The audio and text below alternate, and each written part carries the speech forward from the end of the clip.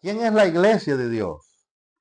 ¿Qué significa ser la iglesia de Dios? En esta tierra tenemos el privilegio de ser un pueblo diferente, una nación diferente en medio de las religiones, en medio de las diferentes sectas que hay.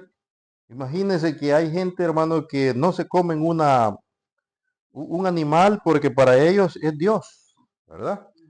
Esas son religiones, hermanos, que tuvieron su origen, tuvieron su inicio en algún momento y ahí están, no porque, no porque quizás ellos quieran o, o cómo decirles, o que haya nacido en ellos ese deseo, sino que fue heredada esa religión en ellos, ¿verdad?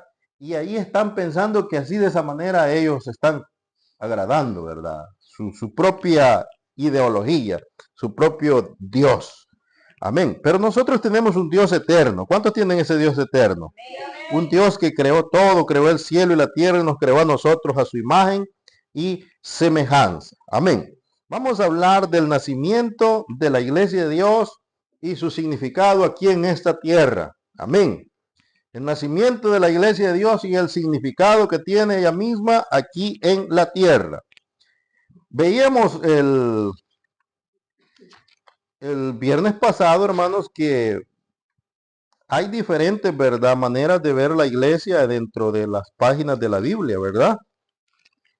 Y descubríamos que en el profeta Isaías, el libro del profeta Isaías, ahí está también la iglesia, ¿verdad? ¿Se recuerdan?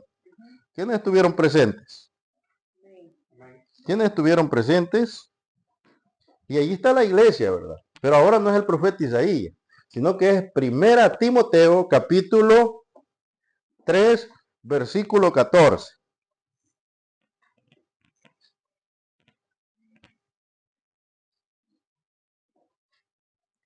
Primera epístola a Timoteo, primera carta a Timoteo, capítulo 3, versículo 14.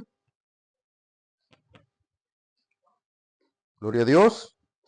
Cuando lo tiene me contesta con un amén de gozo. Primera Timoteo, capítulo 3, versículo 14. Vamos a ver el misterio de la iglesia de Dios aquí en este versículo. Son 3 versículos, vamos a ver. Lo tenemos, dice así el Señor en su sagrada palabra, en el nombre del Padre, Hijo y Espíritu Santo. Dice, esto te escribo, aunque tengo la esperanza de ir pronto a verte, para que si tardo, sepas cómo debes conducirte en la casa de Dios. Así es en su Biblia. Sepas cómo conducirte en la casa de Dios, que es la iglesia del Dios viviente, columna y baluarte de la verdad. E indiscutiblemente grande es el misterio de la piedad.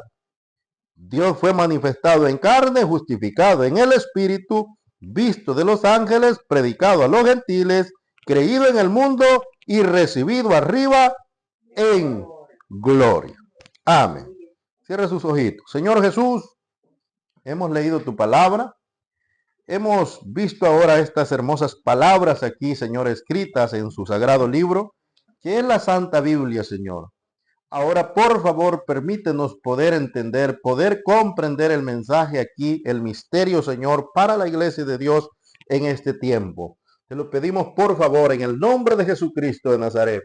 Permíteme, Señor, ser un canal de bendición, un canal que sea, oh Dios amado, el medio de comunicación para este grupo de ovejas que tengo ahora aquí, Señor, para poder ser instruidas y preparadas para el encuentro contigo, Señor. En el nombre de Jesús.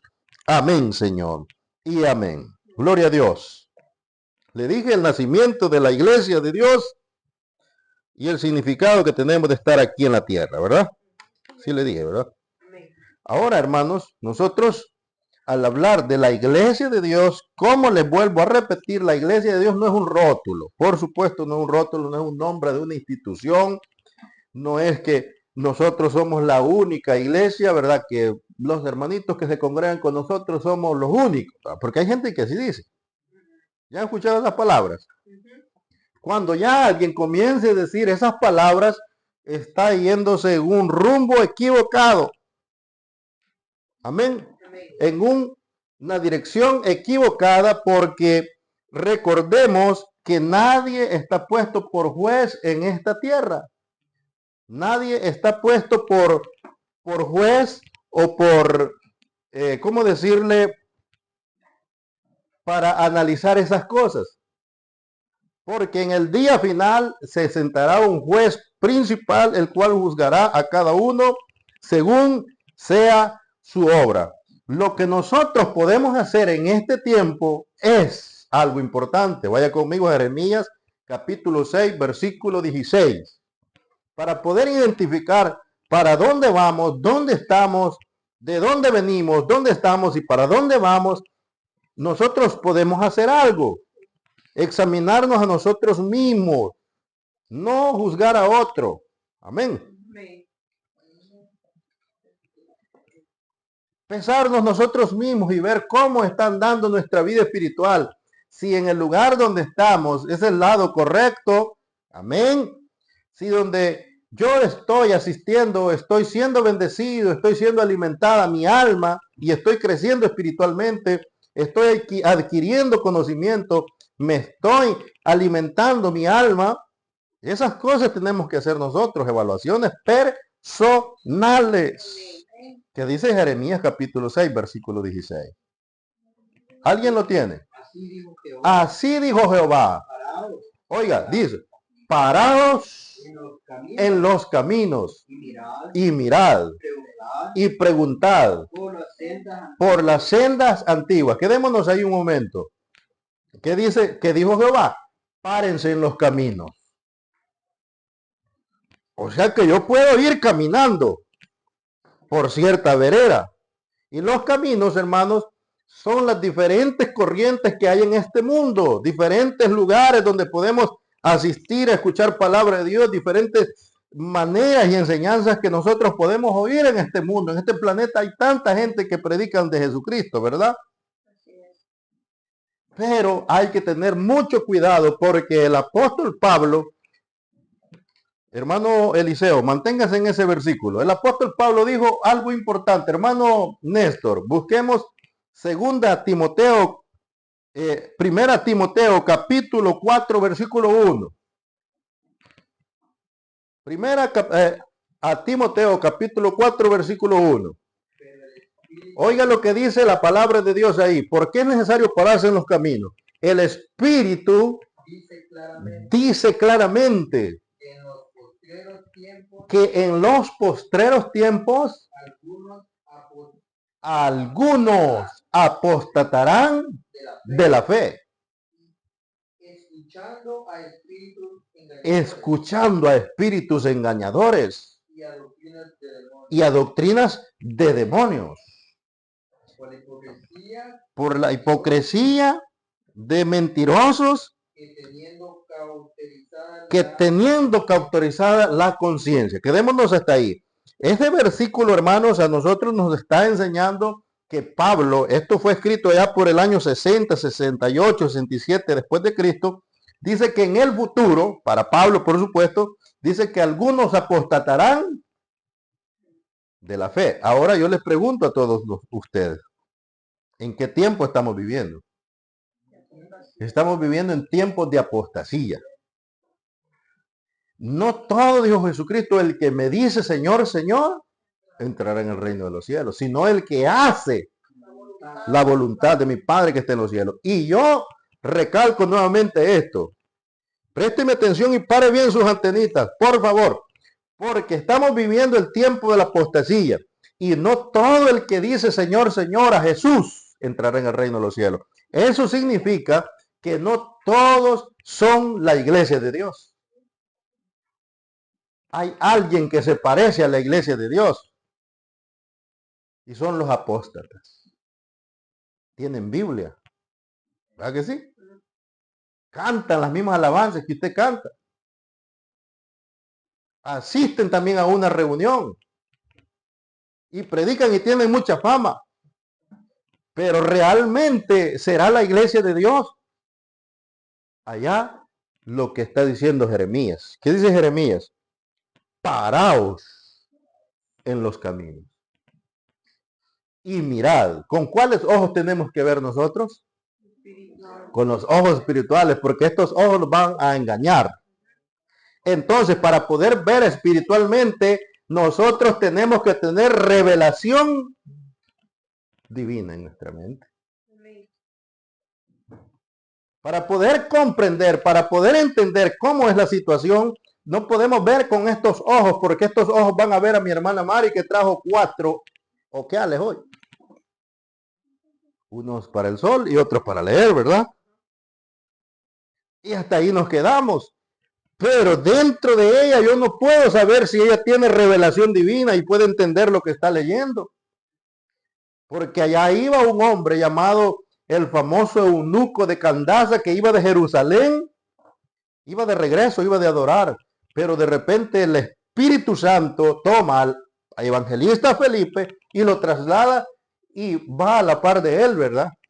Y le dice el evangelista, Felipe le pregunta, amén hermano, Felipe le pregunta, ¿qué es lo que le preguntó, hermana Elisa? Felipe al eunuco.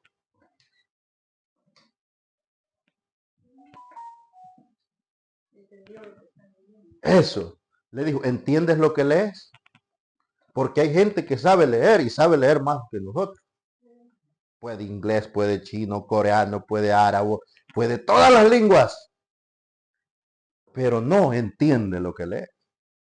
¿Por qué es que el eunuco no entendía lo que leía? Porque estaba ciego espiritualmente. No tenía visión espiritualmente. Y entonces, ¿qué está diciendo el versículo? Paraos en los caminos y mirad y preguntad. Y cuando usted mire, tiene que preguntar. Porque comienza a encontrar revelación. Pero si usted nunca lee la Biblia, y si la lee como el eunuco, ¿verdad? Algo a la carrera, así, ¿verdad? Sí, allá leí la Biblia, hermano, el Padre nuestro que está en los cielos, y este está de memoria, me lo sé, ya cierro la Biblia, ya. Y se termina hasta ahí nuestra lectura. No estamos inquiriendo de la palabra de Dios. ¿Cuántos alaban al Señor? Paraos en los caminos y mirad. ¿Y qué es lo que voy a mirar? Y preguntad por las sendas antiguas y andad por él. ¿Y qué son las sendas antiguas, hermano? ¿Alguien sabe qué es las sendas antiguas? Sendas es un camino antiguo, ¿verdad? Que hay ciertos caminos. Yo sé que si nosotros o las hermanas de Ecuador van, quizás cuando ellas eran niñas, cuando ellas tenían 7 años de edad, se recuerdan algunos caminos que pasaron donde iban a hacer sus estudios, pero si ahora las llevamos nosotros a Ecuador, ciertos caminos han desaparecido. ¿Verdad que sí? Y ahí viene uno y comienza a decir, ¿cuál es el camino? Por aquí pasaba más o menos, pero hoy hay una montaña aquí. Y ahí comienza uno a registrar el historial. Aquí en la palabra de Dios nosotros encontramos dónde, en qué caminos pasaron los hombres del ayer. Pero hay caminos que se perdieron porque hay algunos que los hicieron por otro lado. Pero ahí está diciendo preguntar por las sendas antiguas. ¿Y qué más dice? Y ¿cuál sea el buen camino? ¿Cuál sea el buen camino? Y andad por él. Y hallaréis descanso para vuestra alma. Amén. No andaremos. Pero ¿qué dijo Israel? No andaremos. Que cuesta andar por el camino antiguo.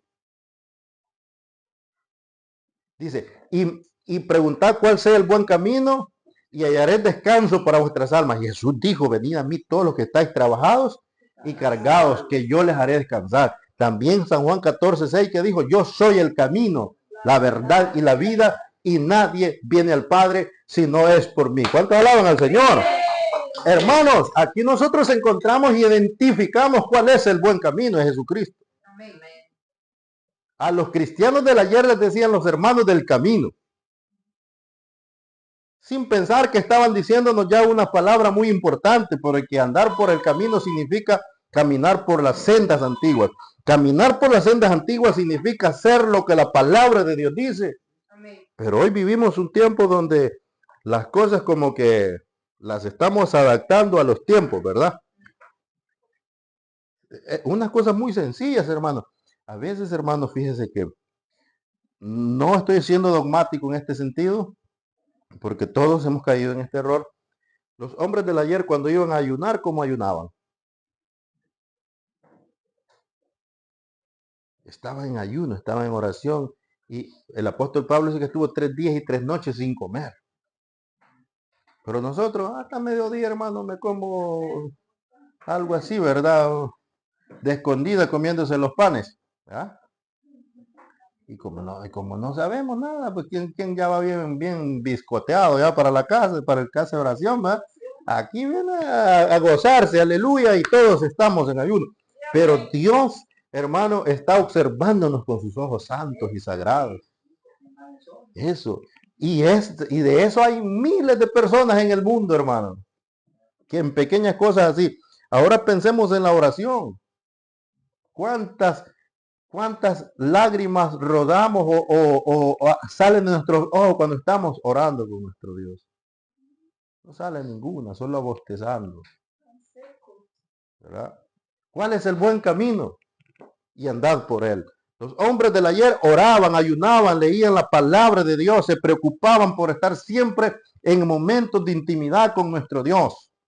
Conocían la palabra y no eran engañados fácilmente por doctrinas del error porque había palabra de Dios. Vean lo que dice, como hemos leído. En esto te escribo, dice el apóstol a Timoteo, le dice, te escribo aunque tengo la esperanza de ir a verte. Por supuesto le está escribiendo y le dice que algún día lo iba a ver. Para que si tardo sepas cómo debes conducirte en la casa de Dios, que es la iglesia del Dios viviente, columna, y baluarte de la verdad, columna. Estos edificios tienen columnas, ¿verdad que sí? Que son las que sostienen los edificios. La iglesia de Dios tiene columnas que sostienen. ¿Y cuál es la columna? Es la verdad. ¿Y la verdad quién es? Cristo Jesús. Y a veces la verdad duele. ¿Verdad que sí? La verdad a veces es difícil aceptar, hermano, porque somos humanos, somos seres humanos y eso, pasar por la verdad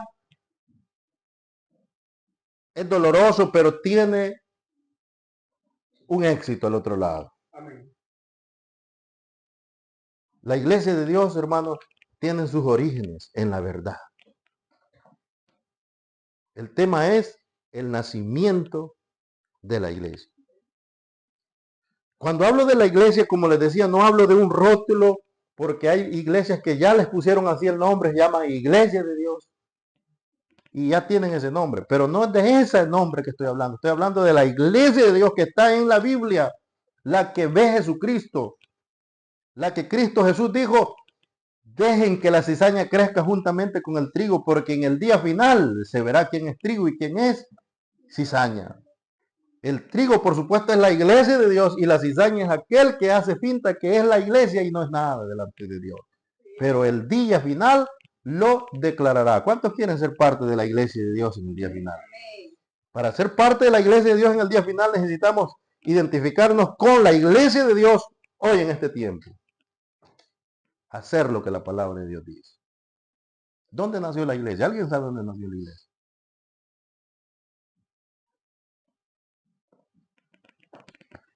¿Dónde nació? En la cruz, en el Pentecostés. La iglesia de Dios, oiga bien lo que le voy a decir ahora, tuvo su origen y su nacimiento en la mente de Dios. Oiga bien, y excelentemente, ya va a ver que es parte también del nacimiento. ¿Cuándo nació hermana Katy? No voy a hacer las cuentas, solo díganos en qué fecha, el día, digamos, el año no voy a hacer. 12 de noviembre. El 12 de noviembre vamos a reventar una piñata, vamos a regalar. El 12 de noviembre, ese día nació mi hermana. Está escrito, ¿verdad? En un documento. Pero realmente ese día nació usted. ¿Qué día nació? Físicamente.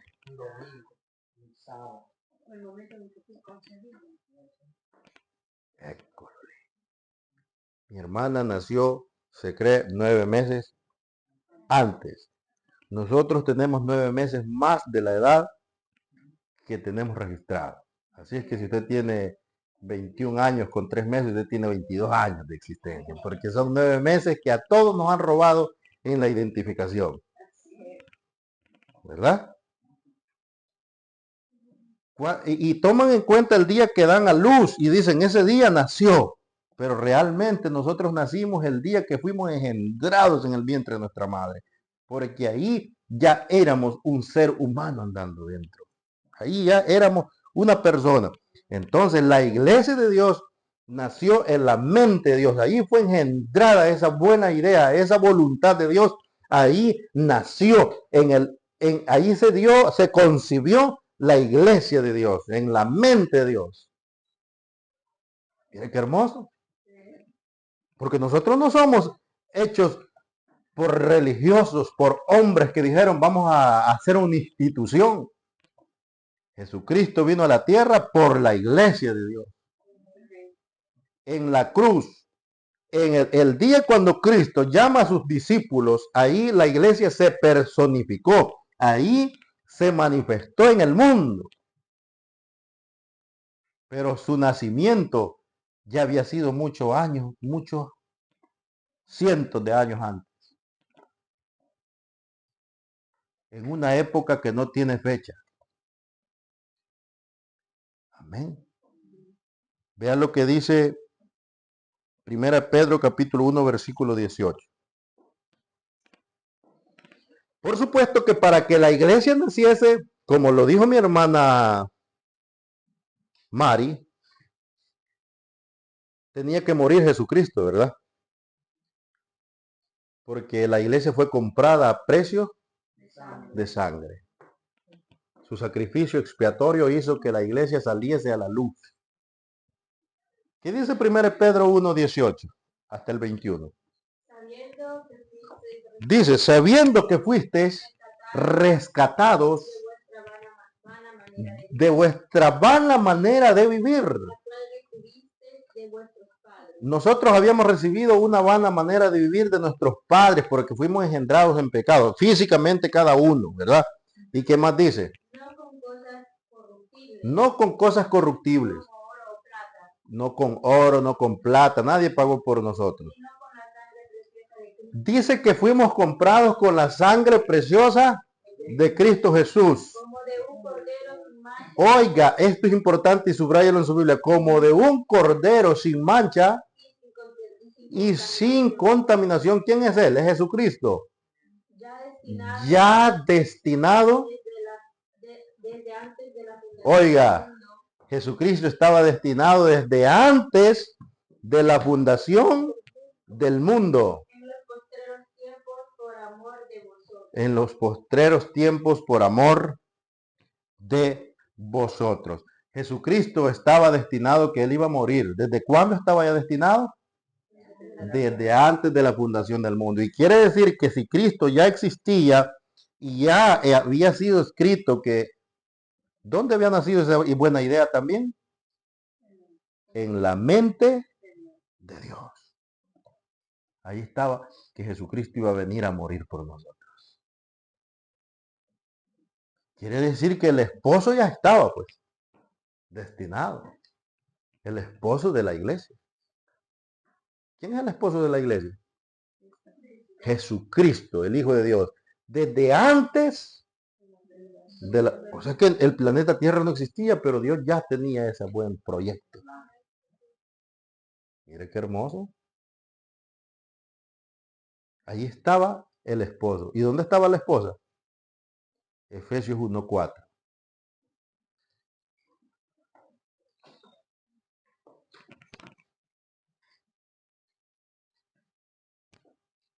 Efesios 1:4. Oiga, según nos escogió en Él. Oiga, dice que nos escogió en Él. ¿En quién? En Cristo. antes de la fundación del mundo. Para que, Samuelito, ¿qué dice ahí? Para que fuésemos santos y sin mancha delante de él. Para que fuésemos santos. Oiga, según nos escogió, hermana Manacati, dice que nos escogió ¿en quién? En él, en Cristo. ¿Y desde cuándo? Antes de la fundación del mundo. ¿Estamos convencidos que la iglesia nació antes de la fundación del mundo?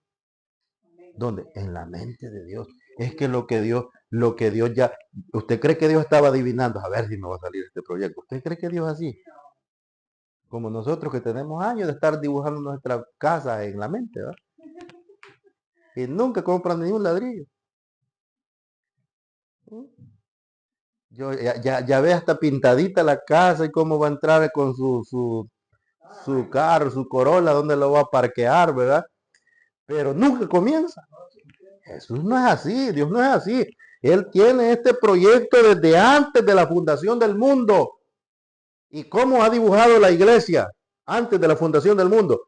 Para que fuésemos santos y sin mancha delante de él. Porque Cristo Jesús ya está destinado y él es santo. Desde antes de la fundación del mundo, un cordero santo y sin mancha ya está destinado. El esposo ya está. Entonces necesitamos una esposa que sea santa y sin mancha delante de él. Desde antes de la fundación del mundo, Dios ya tiene ese proyecto y no lo cambiará jamás. Cristo vino a la cruz y murió por ella. Entonces quiere decir que si Cristo vino a morir, no es que la iglesia no existía cuando él vino a morir. Ya existía. ¿Quién se va a casar con alguien que no existe? ¿Quién va a ir a comprar una esposa que no existe? Ya existía. ¿Y quiénes eran? ¿Con quién inició la iglesia? Con sus apóstoles. La iglesia inició ahí. Ahí se personificó. Vean lo que dice Mateo capítulo 10. Versículo 1.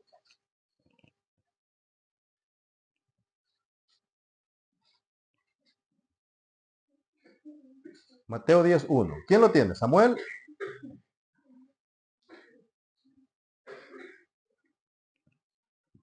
Entonces llamando a sus 12 discípulos, 10:1.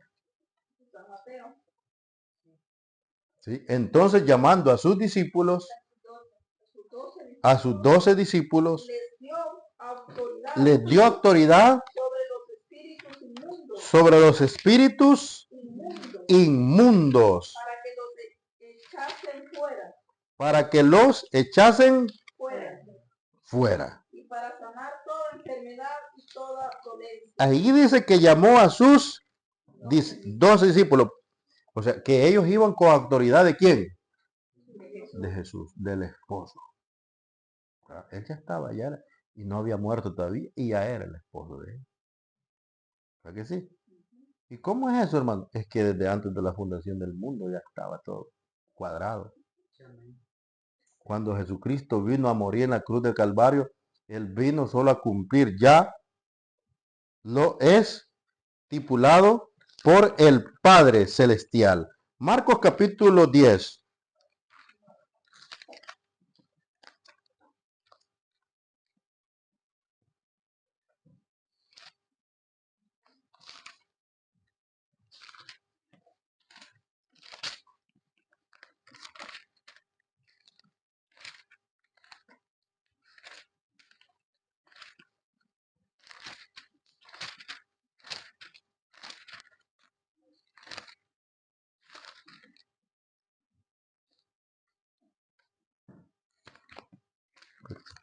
Este versículo se nos fue.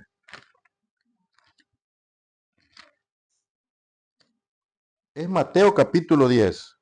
Les dije Marcos 10. Marcos 10.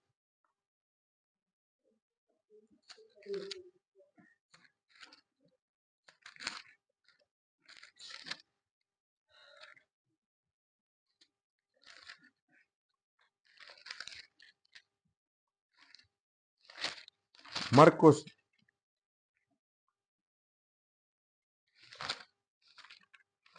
Ayúdeme a buscar el versículo donde está que Jesús llama a sus discípulos. Elige a sus 12.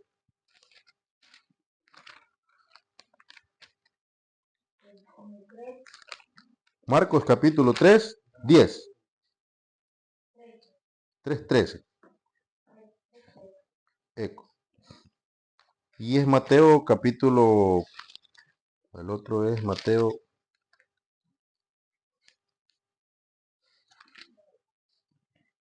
Ok. Marcos 3:13. Vean lo que dice. Después subió al monte. ¿Lo tenemos?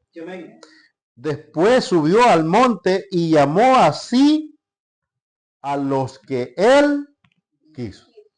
Eso que llamó a los que él quiso, ¿qué quiere decir eso? Que los eligió. Recuérdese que la esposa de Cristo es elegida. La iglesia es elegida, no es el montón. Allá había miles de gente que andaban con Jesús. Pero había un grupo de personas que ya Jesús los había elegido. Porque a esos 12 él los iba a adiestrar. Y allá hermana Ana leyó donde dice que les dio autoridad de ir a echar fuera demonios y a orar por los enfermos y a sanarlos. Amén. Aquí dice, versículo 14, y estableció a 12 para que estuviesen con él y para enviarlos a predicar y que tuviesen autoridad. Oye, autoridad, porque solo la iglesia tiene la autoridad, porque es la esposa. Eso es como su esposa, ¿verdad? La esposa tiene la autoridad de castigar a quién, a sus hijos. Amén. La misma autoridad que tiene el esposo tendrá la esposa dentro de su familia, dentro de su hogar, para sanar enfermos y echar fuera a los demonios. Y ahí está lo que nosotros vemos, lo que ellos iban a hacer. ¿Cuántos alaban al Señor? Vea lo que dice ahora Apocalipsis capítulo 13, versículo 8. Cuando la iglesia de Dios se vaya de esta tierra, porque todos esperamos el arrebatamiento, ¿verdad? ¿Y solo quién se va a ir en el arrebatamiento? Solo la esposa, solo la iglesia se va con Cristo y el que no es la iglesia se queda. Y se va a encontrar con el famoso anticristo aquí en la tierra, porque iniciará la famosa gran tribulación aquí en la tierra. Recuerden que la gran tribulación está a punto de dar inicio. Ahorita todas las piezas se están moviendo. La guerra comercial no es fácil, no es una cosa normal lo que está sucediendo. Las preparaciones de un programa mundial se está dando. Occidente está dividido. El primero Occidente era unido para pelear contra los orientales. Pero ahora Oriente se está uniendo, todo Asia, y están formando un bloque. ¿Ya? Y aquí, a este lado, se quedó Europa sola, sin el apoyo de los estadounidenses. ¿Se imagina? ¿Qué significa eso? La gran bestia muy pronto está por sacar ya las uñas. Y antes de que eso suceda, la iglesia se va para el cielo. Amén. Vean lo que dice. La gran bestia buscará gente que le adore. Y los únicos que lo van a adorar son los que se queden. Porque la iglesia de Dios se habrá ido de esta tierra con Cristo Jesús. Apocalipsis 13:8. La adoraron todos los moradores. Y la adoraron, o sea, a la imagen que había creado el anticristo, dice, la adoraron todos los moradores. Leámoslo desde el 6, 13:6. Y abrió su boca en blasfemia. Oiga, lo que va a hacer el anticristo, abrió su boca en blasfemias. Desde el 4, leámoslo. Y adoraron al dragón. Y adoraron al dragón, que es Satanás. Que había dado autoridad a la bestia. Había dado autoridad a la bestia. Y adoraron a la bestia. Y adoraron a la bestia. La bestia es el anticristo. Diciendo. ¿Quién como el anticristo? Imagínense, ahorita necesitan un líder mundial y el anticristo les vendrá a dar eso. ¿Quién como la bestia? ¿Quién podrá luchar contra ella? ¿Quién va a poder hacerle lucha a la bestia? También se le dio boca, También se le dio boca que hablaba grandes cosas y blasfemias. y hablaba grandes cosas y blasfemias. Y se le dio autoridad para actuar 42 meses. Y se le dio autoridad para que actuara por 42 meses. Esos son 3 años y medio. ¿Qué más? Y abrió su boca en blasfemia contra Dios. Y en esos 3 años y medio abrió su boca solo en blasfemias contra Dios. Ese es el anticristo, de la gran tribulación. Para blasfemar de su nombre. Para blasfemar de Jesús, de su nombre. De su tabernáculo. De su tabernáculo. De los que moraban en el cielo. Y de los que estaban ya en el cielo también. Se le permitió hacer guerra contra los santos. Y se le permitió hacer guerra contra los santos. Y vencerlos también. Y también los venció. Se le dio autoridad sobre toda tribu, pueblo, Se le dio autoridad sobre toda tribu, sobre pueblo, lengua y nación. Será un gobierno mundial. Y le adoraron. todos los moradores de la tierra. Todos los moradores de la tierra lo adoraron. Cuyos nombres no estaban escritos En en el libro de la vida del Cordero. en el libro de la vida del Cordero. ¿Quién es el Cordero? Jesucristo. No estaban escritos en el libro de la vida del Cordero, Que fue inmolado desde el principio del mundo. que fue inmolado. ¿Desde cuándo Cristo Jesús fue inmolado? Desde el principio del mundo. O sea que no fue en el año 30. Porque en la mente de Dios Cristo ya había sido sacrificado. ¿Cuántos alaban a Dios? Amén. O sea, Cristo Jesús vino y eligió a los que él quiso, porque ya estaban en su programa. Pedro ya estaba en el programa de Dios. Pedro, venga para acá, usted ya no va a pescar pescado. Venga, usted va a pescar hombre. Andrés, véngase. Simón, véngase. Leví, véngase. Y hermana Mari, véngase, siga a Cristo. Hermana Katy, venga, siga a Cristo. Hermano Joel, porque todos nosotros somos parte del cuerpo de Cristo, la iglesia de Dios, columna y baluarte de la verdad. ¿Cuántos alaban al Señor? Qué hermoso, ¿verdad? La iglesia nació en la mente de Dios. Y entonces, si nosotros hemos nacido en la mente de Dios, nos personificamos el día que entramos en el reino de Dios. Amén. Los apóstoles tuvieron su llamado especial en un momento. Trabajaron a Dios, murieron y ganaron su corona. Amén.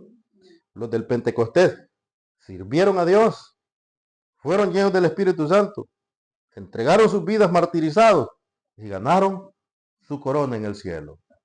Ahora nos corresponde a nosotros. Nuestra época es la difícil, la de la iglesia tibia, la iglesia que no quiere palabra de Dios. La iglesia sin entendimiento y sin revelación. La iglesia que no ama conocer más de Dios. Pero dichosos y felices aquellos que quieren conocer de la palabra de Dios siempre. Vean lo que dice Efesios capítulo 3, versículo 8, para ir cerrando ya este mensaje. Veo que algunos ya me están llamando, ¿verdad? Amén. Aleluya. Efesios 3, 8. Hermana Cecia, ¿qué dice Efesios 3, 8? A mí, que soy menos que el más pequeño de todos los santos, eso es el apóstol Pablo, dice eso, me fue dada esta gracia de anunciar entre los gentiles el evangelio de las inescrutables riquezas. El apóstol Pablo fue el evangelista de los gentiles. Se recuerda que estuvimos hablando de eso, ¿verdad? Aquel día. Ahora vamos a ver el versículo 9, dice, y de aclarar a todos cuál sea la dispensación del misterio escondido de los siglos en Dios que creó todas las cosas. Léalo otra vez con sentido ese versículo, el versículo 9, ¿qué dice? Y declarar a todos ¿Qué dice? cuál sea la Oiga, ese es el trabajo de la iglesia. Eso era el trabajo de Pablo. Pero ahora ya en la escritura está aclarado. ¿Qué es lo que tenemos que hacer nosotros? Es escudriñar, estudiar. La iglesia debe conocer esta dispensación que estamos viviendo. ¿Qué dispensación estamos viviendo, hermanos jóvenes? La dispensación de la gracia. ¿Qué significa dispensación?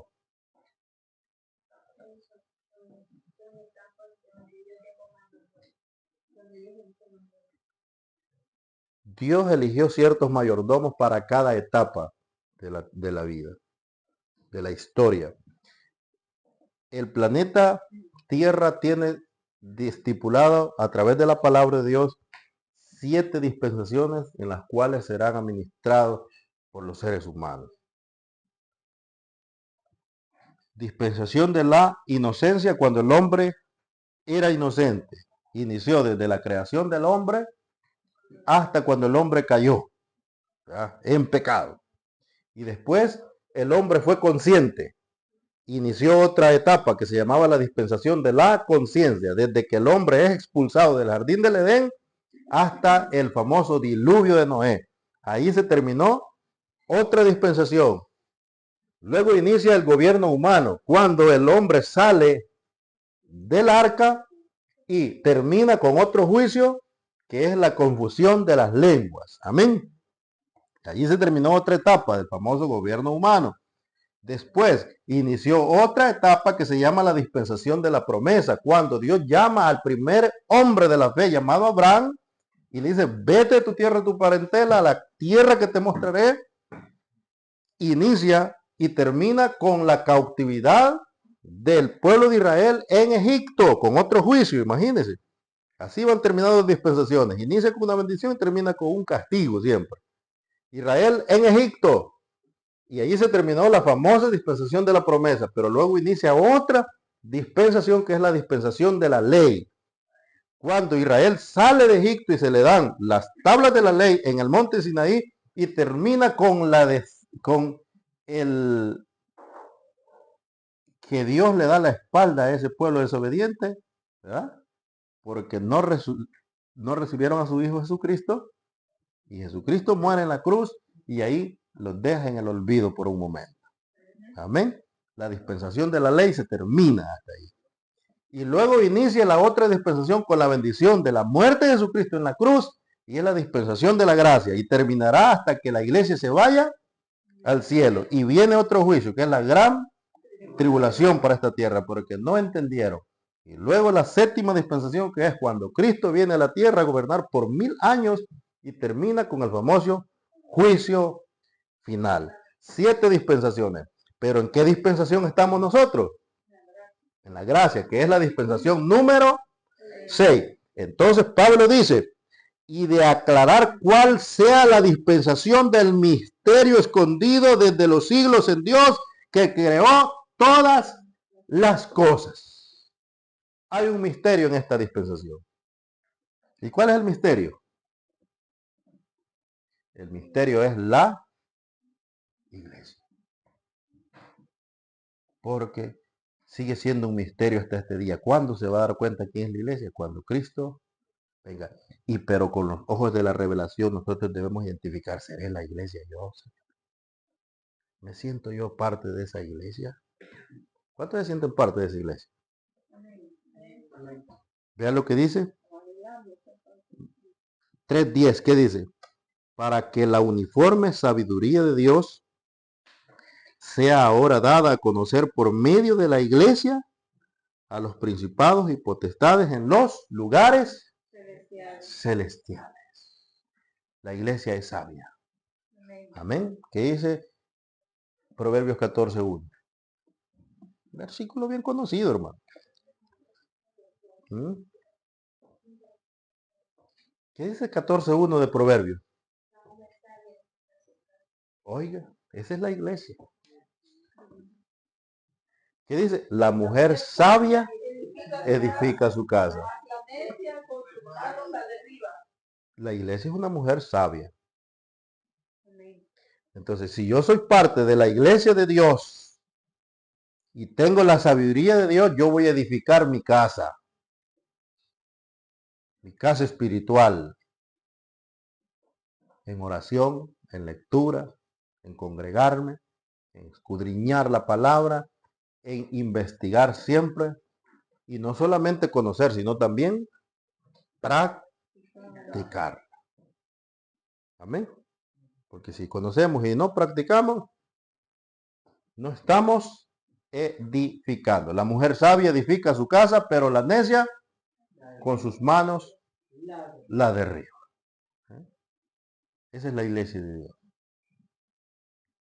¿Hay preguntas? No, yo lo que quiero irme ya para la casa. No hemos perdido el tiempo. Lo hemos aprovechado al máximo. Hemos aprendido a distinguir que la iglesia nació ¿dónde? ¿En qué fecha? Antes de la fundación del mundo, para que fuésemos santos y sin mancha delante de Él, habiéndonos predestinado, dice, en amor. Y ahí viene la iglesia, hermano. O sea que la iglesia nació en el cielo y va para el cielo. Amén. ¿Sí? Nació en el cielo y va para el cielo. Nació en Dios y va para Dios y es de Dios. Así es que la iglesia es ¿de quién? De Dios, porque está casada. ¿Cómo se llama, hermana Marielo? Cuando usted se casó le pusieron de. ¿Verdad? Entonces la iglesia es de Cristo, es de Dios, del Señor, de nuestro esposo. Jesucristo se manifestó en carne y también la iglesia debía manifestarse en carne, ¿verdad? Y ahora nosotros estamos preparados para recibir a ese esposo hermoso, muy hermoso. Amén. Seguiremos estudiando